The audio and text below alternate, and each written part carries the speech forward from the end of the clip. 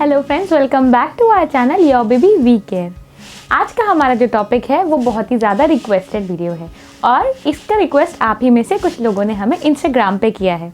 तो आज हम जो टॉपिक लेकर आए हैं ये बहुत ही ज़्यादा कॉमन है कुछ बच्चों में, और कई पेरेंट्स इस बात को लेके बहुत ज़्यादा कंसर्न रहते हैं कि जब वो अपने बच्चों की सॉलिड शुरू करते हैं उस टाइम पे कई बच्चों को कॉन्स्टिपेशन शुरू हो जाती है, यानी बच्चों को पॉटी करने में काफ़ी परेशानी होती है। तो इसी से रिलेटेड हमारा ये वीडियो है। तो आइए बिना देर किए शुरू करते हैं हमारे इस वीडियो को, और वीडियो में पूरी जानकारी के लिए आप शुरू से लेकर एंड तक बने रहें, तभी आपको पूरी इन्फॉर्मेशन प्रॉपरली मिल पाएगी।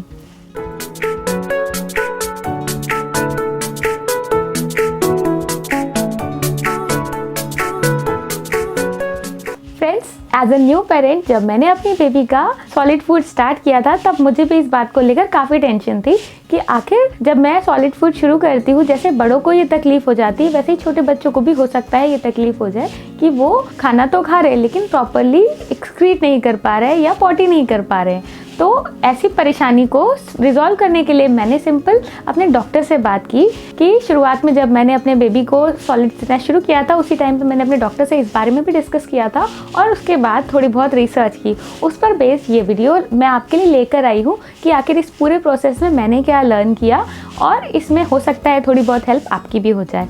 तो चलिए शुरू करते हैं। मेरी रिसर्च में मुझे ये भी पता चला कि जो न्यू बॉर्न्स होते हैं, कई न्यू बॉर्न्स को भी ये इशू रहता है, जैसे कि जब बच्चे फॉर्मूला फीड लेते हैं तब उन्हें ज़्यादा तकलीफ होती है, और जब बच्चे मदर्स मिल्क लेते हैं तब उन्हें ये प्रॉब्लम कम होती है, क्योंकि मदर्स मिल्क जो होता है उसमें एक एलिमेंट होता है जिसे हम कोलेस्ट्रम बोलते हैं। उस एलिमेंट का फंक्शन एज अ लैक्सेटिव भी होता है। तो जब बेबी फॉर्मूला फीड लेता है तब ये लैक्सेटिव एलिमेंट उसमें मिसिंग होता है और उसे कॉन्स्टिपेशन होने के ज़्यादा चांसेस रहते हैं। लेकिन ब्रेस्ट मिल्क वाले बेबी को ऐसी प्रॉब्लम नहीं होती है, क्योंकि मैंने जैसा आपको बताया ब्रेस्ट मिल्क में ऑलरेडी लैक्सेटिव एलिमेंट्स होते हैं, और इसी वजह से ब्रेस्ट मिल्क वाले बेबीज़ को ये प्रॉब्लम बहुत ही कम फेस करनी पड़ती है। तो हमें कैसे पता चलेगा कि बेबी कॉन्स्टिपेटेड है या नहीं? तो जब छोटा बेबी होता है, अगर उसकी पॉटी बहुत ही ज़्यादा रनी हो और साथ ही साथ वाटर कंटेंट ज़्यादा हो, उसका कलर थोड़ा येलोइश हो या सीधी हो, तो वो नॉर्मल पॉटी है। लेकिन अगर वो थोड़ी सी ज़्यादा थिक हो रही है और या बच्चे को पॉटी करने में काफ़ी तकलीफ हो रही है और बच्चा काफ़ी ज़्यादा डिस्कम्फर्ट में दिख रहा है, तो इन सारे ही केसेस में आपको थोड़ा सा सोचना चाहिए कि कहीं ऐसा तो नहीं है कि आपके बेबी को कुछ प्रॉब्लम हो रही है और वो कॉन्स्टिपेटेड फील कर रहा है। तो जनरली जो छोटे बच्चे होते हैं उनका पॉटी करना 7 दिनों में एक बार भी नॉर्मल है, और अगर वो एक दिन में 7-8 बार भी पॉटी करते हैं तो वो भी नॉर्मल है। तो आप इसी बात को लेकर ये समझ लीजिए कि जब छोटा बेबी है, जनरली ऐसा कहा जाता है कि अगर वो ब्रेस्ट फेड है तो उसे कॉन्स्टिपेशन की प्रॉब्लम नहीं होगी। लेकिन अगर बेबी ब्रेस्ट फेड नहीं है और फॉर्मूला फेड है तो उसे कॉन्स्टिपेशन के होने के चांसेस होते हैं। तो आपको जनरली ये कंसिडर करना है कि 5 से 7 दिन तक अगर आपके बेबी ने पॉटी नहीं की है तो कोई प्रॉब्लम नहीं है, इट्स नॉर्मल। और अगर बेबी एक दिन में 5-7 बार भी पॉटी करता है वो भी नॉर्मल है। ये डॉक्टर्स ही बताते हैं कि इस तरीके की दोनों ही सिचुएशंस नॉर्मल हैं। लेकिन अगर मान लीजिए आपके बेबी को काफ़ी ज़्यादा डिस्कम्फर्ट हो रहा है, उसका पेट काफ़ी ज़्यादा फूला हुआ लग रहा है, या फिर वो बहुत ज़्यादा रोए ही जा रहा है, वो जब भी पॉटी करने जा रहा है उसके जस्ट पहले काफ़ी रो रहा है, काफ़ी स्ट्रेस में है और बहुत ही ज़्यादा डिस्कम्फर्ट में है, तो इन केसेस में आप ये समझ सकते हैं कि आपके बेबी को कॉन्स्टिपेशन की प्रॉब्लम है। तो इसे कैसे रिजॉल्व करना है इसी को जानेंगे हमारे इस वीडियो में। तो जब बेबी न्यूबॉर्न है, जब तक वो ब्रेस्ट मिल्क पर है या फिर 0 to 6 मंथ की एज है, तब तक आपको ज़्यादा कुछ नहीं करना है, बस बेबी को बार बार फीड कराना है। अगर ब्रेस्ट फीडिंग है तो बहुत ही अच्छा है, उससे तो ये प्रॉब्लम होगी ही नहीं। अगर होती भी है तो भी आप उसे बार बार फीड कराते हैं तो सारी प्रॉब्लम्स का सॉल्यूशन उसी फीडिंग में ही है। लेकिन अगर आपका बेबी फॉर्मूला फेड है और उसको कॉन्स्टिपेशन की प्रॉब्लम बार बार आ रही है तो आपको थोड़ा सा रुक कर सोचना है। हो सकता है वो जो फॉर्मूला है वो उसे सूट नहीं कर रहा है, तो आपको एक बार अपने डॉक्टर से कांटेक्ट करके इस बारे में डिस्कस करना है। वो आपको बेहतर बता सकते हैं कि क्या ये फॉर्मूला बेबी के लिए ठीक है या किसी और नए फॉर्मूले की रिक्वायरमेंट है। कई बार ऐसा होता है कि बच्चों को जो आप फॉर्मूला दे रहे हैं वो सूट नहीं कर रहा होता है और इसी वजह से कॉन्स्टिपेशन हो जाता है। तो आप डॉक्टर को पूछिए, और उसके साथ ही साथ अगर फॉर्मूला स्विच करने की ज़रूरत पड़ रही है तो आप फॉर्मूला का स्विच करिए। और कई बार ये भी होता है कि जब हम फॉर्मूला बना रहे होते हैं तो जैसा हमें फॉर्मूला बनाने के लिए इंस्ट्रक्शन दिए होते हैं उसके पैक पर, तो हम वैसे इंस्ट्रक्शंस को फॉलो नहीं कर पा रहे होते हैं। यानी कि जो कॉम्पोजिशन आपको पैक पे लिखा हुआ है, सपोज उसमें लिखा है कि आपको 4 scoop formula into 30 ml of water डालना है, तो आप उतना नहीं ले रहे हैं या आप उससे कम या उससे ज़्यादा ले रहे हैं, तब भी ऐसी प्रॉब्लम अक्सर हो जाती है। तो आप जब भी फॉर्मूला लेते हैं तो उसके पैक को अच्छे से रीड करें और उसमें जो भी इंस्ट्रक्शंस दिए हुए हैं उसे प्रॉपर्ली फॉलो करें। अगर आप ऐसा करते हैं तो आपको कॉन्स्टिपेशन या लूज मोशन से रिलेटेड प्रॉब्लम्स होने के चांसेस काफ़ी कम रहते हैं। लेकिन अगर इसके बाद भी आपके बेबी को रेगुलरली कॉन्स्टिपेशन की प्रॉब्लम होती है तो आपको थोड़ा सा रुकना चाहिए और इसके साथ ही साथ आपको बेबी की डेली एक्टिविटीज़ पे भी ध्यान देना चाहिए।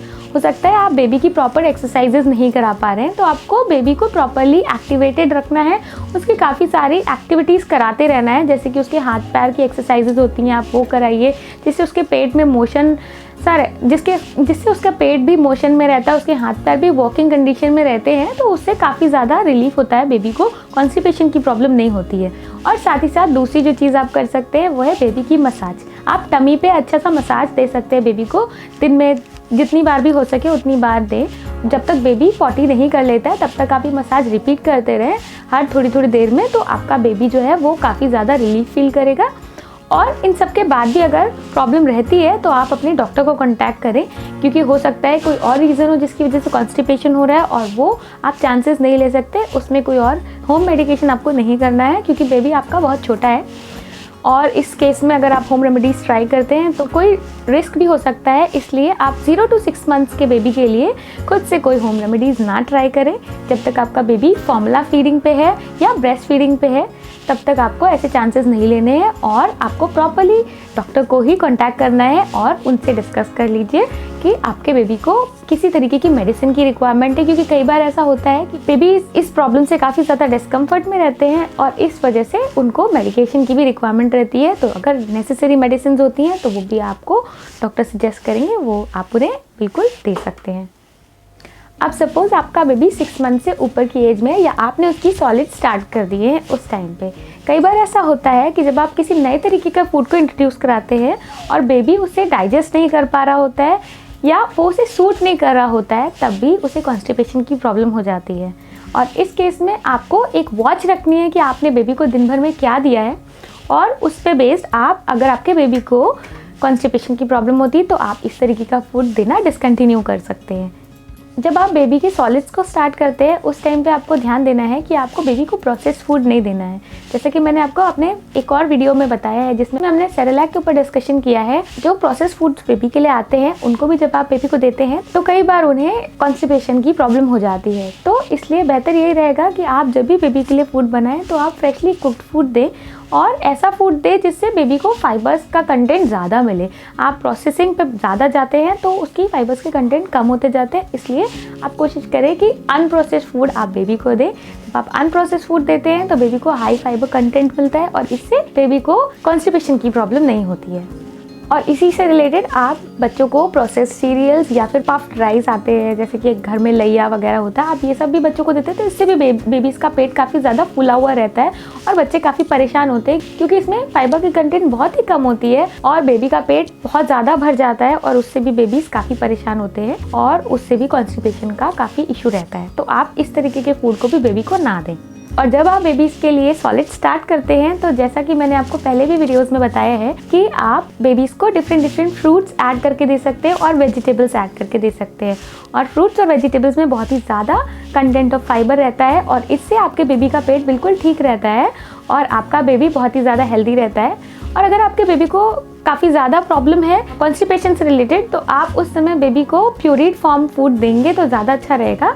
और आप फूड में जनरली ब्रोकली या एप्पल या फिर हाई कंटेंट ऑफ फाइबर वाले फूड को, जैसे कि मैंने आपको एक फूड रेसिपी शेयर की हुई है जिसमें एप्पल और ओट्स की पॉज बनाकर उसकी रेसिपी हमने आपको शेयर की है, तो वो आप बेबी के लिए बना सकते हैं। वो भी आपको बेबी को कॉन्स्टिपेशन से रिलीफ दिलाने के लिए बहुत ही ज़्यादा हेल्पफुल रहेगी।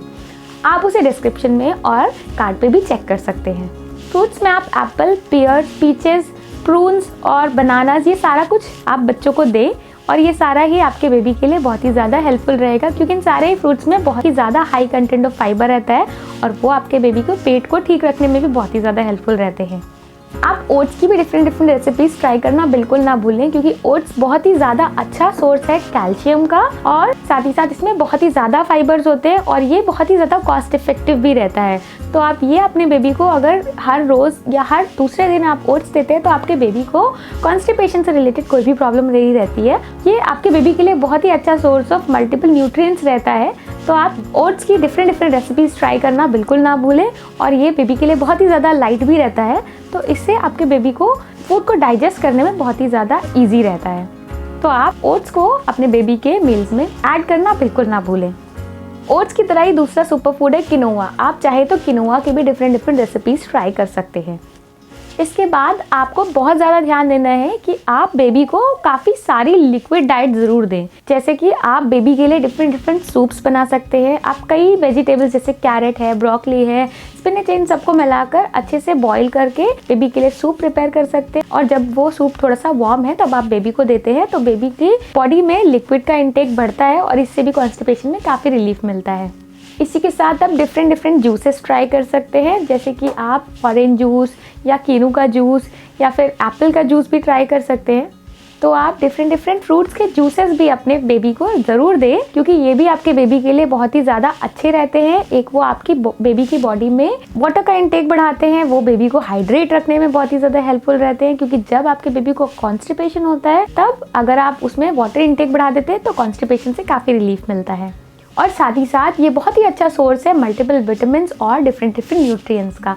तो आप बेबी को डेली फ्रूट जूसेस भी दे सकते हैं, और फ्रूट जूसेस में आपको बहुत ज़्यादा परेशान होने की ज़रूरत नहीं है कि कितना महंगे फ्रूट्स लाने हैं। आपके एरिया में और आपके जो भी मौसम है उसके हिसाब से जो भी फ्रूट्स अवेलेबल है, आप उन सारे फ्रूट्स का अच्छा सा खुद से बनाकर फ्रूट जूस बेबी को दे सकते हैं। जनरली कॉन्स्टिपेशन होता भी इसी वजह से है कि हम खाना तो बेबी को बहुत अच्छे से खिलाते हैं पर पानी पिलाना भूल जाते हैं। तो आप जब भी बेबी को कुछ भी खिलाएं तो उसके जस्ट बाद आप थोड़ा सा पानी ज़रूर अपने बेबी को दें। भले ही वो सिप भी कर रहा है तो भी आप उसे पानी पिलाते रहें, जितना भी पानी पी रहा है, क्योंकि इससे आपके बेबी का फूड जो है वो ईजिली डाइजेस्ट होता है और साथ ही साथ उसकी बाकी मेटाबॉलिक एक्टिविटीज़ भी नॉर्मल रहती हैं। तो आपके बेबी को आपको बार बार पानी पिलाते रहना है, और ख़ास तौर से अगर मौसम गर्म है तब तो आपको ज़्यादा पानी पिलाना, और जब मौसम ठंडा होता है तब भी आपको बार बार बेबी को पानी पिलाते रहना है, जिससे वो डिहाइड्रेट ना हो। और साथ ही साथ पानी पिलाने से ये भी होता है कि अगर आपके बेबी को कॉन्स्टिपेशन है उसमें भी काफ़ी रिलीफ मिलता है। तो ये सारे होम रेमेडीज़ आप अपने बेबी के लिए ट्राई कर सकते हैं जब उसे कॉन्स्टिपेशन हो। जैसा कि मैंने आपको 0 to 6 मंथ के लिए बताया कि जब आपका बेबी छोटा है तो आप बेबी को एक्सरसाइज कराएं और मसाज कराएं, उसी तरह से 6 मंथ के अबव के बेबी को भी आप एक्सरसाइज करा सकते हैं और उसको काफ़ी सारी एक्टिविटीज़ में इंगेज कर सकते हैं। जैसे कि बेबी जो है 0 to 6 मंथ का है तो ज़्यादा वो घूम फिर नहीं सकता है, बट 6 मंथ के अबव का बेबी जो है वो चलने फिरने में भी काफ़ी इंटरेस्ट शो करता है और क्रॉल भी करता है। तो आप उन सारी एक्टिविटीज़ को काफ़ी प्रमोट करें, बच्चे के साथ टाइम स्पेंड करें, बच्चे को काफ़ी खेलने दें। इन सारी चीज़ों में अगर बेबी इन्वॉल्व रहता है और वो काफ़ी ज़्यादा इधर उधर मूव करता है या उसके हाथ पैर चलते रहते हैं तो इससे भी उसको कॉन्स्टिपेशन की प्रॉब्लम नहीं होगी, तो बहुत ही ज़्यादा ईजिली रिलीफ भी मिल जाता है। जैसे कि 0 to 6 मंथ के बेबी के लिए मैंने आपको बताया, उसी तरह से 6 मंथ के अबव के बेबी के लिए भी आप टमी मसाज ट्राई कर सकते हैं। और आप बेबी को जब बार बार मसाज देते हैं थोड़ी देर बाद वो अपने आप मोशन में आ जाता है और उसके हार्ड मोशंस हैं या कॉन्स्टिपेशन है उसमें उसे काफ़ी ईजिली रिलीफ मिल जाता है। 6 मंथ से ऊपर लेकिन 1 ईयर से छोटे बच्चे को आप किसी भी तरीके के लैक्सेटिव्स खुद से ट्राई नहीं कर सकते हैं। आप बेबी को अगर कुछ भी मेडिसिन या लैक्सेटिव्स देने हैं तो उसके लिए आप डॉक्टर को कंसल्ट करें और तभी उसे दें। कभी कभी ऐसा होता है कि मान लीजिए कुछ ऐसी कंडीशंस हैं जो आपको लग रहा है कि नॉर्मल है, लेकिन ऐसा नहीं होता है कि सारी चीज़ें ही नॉर्मल हैं। बेबीज़ को कॉन्स्टिपेशन होता है पर कुछ ऐसे साइंस हैं जिनको देखकर आपको अलर्ट हो जाना चाहिए और तब आपको अपने डॉक्टर को कॉन्टैक्ट करना चाहिए। तो कौन से होते हैं वो साइंस जिसमें आपको बहुत ज़्यादा ध्यान देना है और बिल्कुल भी आपको उन्हें अंडर एस्टिमेट नहीं करना है और तुरंत अपने डॉक्टर को कॉन्टैक्ट करना है। आइए जानते हैं। तो पहला, अगर आपके बेबी को पॉटी करने में बहुत ज़्यादा प्रॉब्लम हो रही है और बहुत ज़्यादा स्ट्रेन आ रहा है और वो बहुत ज़्यादा परेशान हो रहा है, बहुत ज़्यादा ही रो रहा है, तो आपको बिल्कुल इग्नोर नहीं करना है और डॉक्टर को कॉन्टैक्ट करना है। जब बेबी का बेली बहुत ज़्यादा फर्म है या बहुत ही ज़्यादा फूला हुआ है और इतना ज़्यादा टाइट हो रखा है, आप उसे टच भी कर रहे हैं तो कुछ वो बहुत ही ज़्यादा सॉलिड है, तो इस कंडीशन में भी आपको बिल्कुल वेट नहीं करना है और डॉक्टर को कांटेक्ट करना है, क्योंकि इस कंडीशन में हो सकता है किसी मेडिसिन की रिक्वायरमेंट रहे या कोई और भी रीज़न हो सकता है, तो वो डॉक्टर ही बेहतर बता पाएंगे। अगर आपका बेबी खाना खाने से या दूध पीने से बार बार मना कर देता है इस वजह से कि उसको काफ़ी कॉन्स्टिपेटेड फील हो रहा है, अगर वो बेबी फीड नहीं ले रहा है या वो खाना ही नहीं खा रहा है, तो भी आपको डॉक्टर को कॉन्टैक्ट करना है। अगर आपका बेबी बहुत ज़्यादा परेशान हो रहा है और रोता ही जा रहा है और वो सो भी नहीं पा रहा है, तो भी आपको डॉक्टर को कॉन्टैक्ट करना है। और लास्ट, अगर आपके बेबी की पॉटी में ब्लड आ रहा है या फिर म्यूकस आ रहा है, तो भी आपको वेट नहीं करना है, डॉक्टर को कांटेक्ट करना है, क्योंकि इसमें भी आपको कोई भी होम रेमेडीज़ फ़ायदा नहीं करेंगी और ये हो सकता है कोई एडवर्स रिएक्शन ना हो जाए किसी चीज़ से। इस भी कंडीशन में आपको डॉक्टर को कांटेक्ट करना है, क्योंकि हो सकता है अंदर से कोई और प्रॉब्लम हो, घर में आप कुछ और होम रेमेडी ट्राई कर रहे हैं और उससे कुछ उल्टा हो जाए, इसलिए बेहतर है आप डॉक्टर को कांटेक्ट करें। तो फ्रेंड्स, ये थी हमारी कुछ home remedies related to constipation in babies. और आप कौन सी ऐसी कंडीशंस हैं जिनमें आपको इग्नोर नहीं करना है और आपको अपने डॉक्टर को कांटेक्ट करना है, कि हमने इस वीडियो में जाना। आई होप कि ये सारे ही पॉइंट्स आपके लिए बहुत ज़्यादा हेल्पफुल रहे होंगे। और अगर आपको ऐसा लगता है कि ये हेल्पफुल है, तो आप हमारे इस वीडियो को लाइक कर सकते हैं। ये वीडियो हमने आप ही की रिक्वेस्ट पर बनाया है, जहाँ पर आपने हमसे इंस्टाग्राम पे ये क्वेश्चंस पूछे थे। आप में से ही किसी ने अपने बेबी का नया सॉलिड फूड स्टार्ट किया था और उनके बेबी को कॉन्स्टिपेशन की प्रॉब्लम हो रही थी। तो आप ऐसे ही कुछ और भी वीडियोस अगर हमसे रिक्वेस्ट करना चाहते हैं, तो आप बिल्कुल हमें हमारे इंस्टाग्राम पे या हमारे कमेंट सेक्शन में भी मेंशन कर सकते हैं, या आप फेसबुक पे भी हमें कांटेक्ट कर सकते हैं। और फेसबुक, इंस्टाग्राम और पिंटरेस्ट पे हमारे लिंक्स आपको हमारे डिस्क्रिप्शन बॉक्स में मिल जाएंगे, आप उन्हें वहाँ ज़रूर चेकआउट करें। वहाँ पर हमारी एक छोटी सी कम्युनिटी है जो इन सारी चीज़ों के डिस्कशन में काफ़ी ज़्यादा इन्वॉल्व रहती है, और हो सकता है ऐसा डिस्कशन आपके लिए भी बहुत हेल्पफुल रहे, तो आप हमें वहाँ पर ज्वाइन करना बिल्कुल ना भूलें। So thank you so much. अगर आपको ये वीडियो किसी और के लिए भी हेल्पफुल लगता है, तो आप इसे उनके साथ भी शेयर करना बिल्कुल ना भूलें। और अब हम आपको मिलेंगे अपने नेक्स्ट वीडियो में, जहाँ पर हम आपके लिए कुछ और हेल्पफुल वीडियो लाएंगे। सो तब तक आप हमारे बाकी वीडियोस ज़रूर चेकआउट करें। आपके लिए बहुत ही अच्छे वीडियोस हमने ऑलरेडी प्रिपेयर कर रखे हैं, आप हमारे चैनल को ज़रूर चेकआउट करें। हमारे चैनल पर आपको बेबी केयर, प्रेगनेंसी और डिलीवरी से रिलेटेड काफ़ी हेल्पफुल इन्फॉर्मेशन मिल जाएगी। और हमारे चैनल को ज़रूर सब्सक्राइब करें, क्योंकि ये सब्सक्रिप्शन आपके लिए बिल्कुल फ्री है। Thank you so much and bye bye.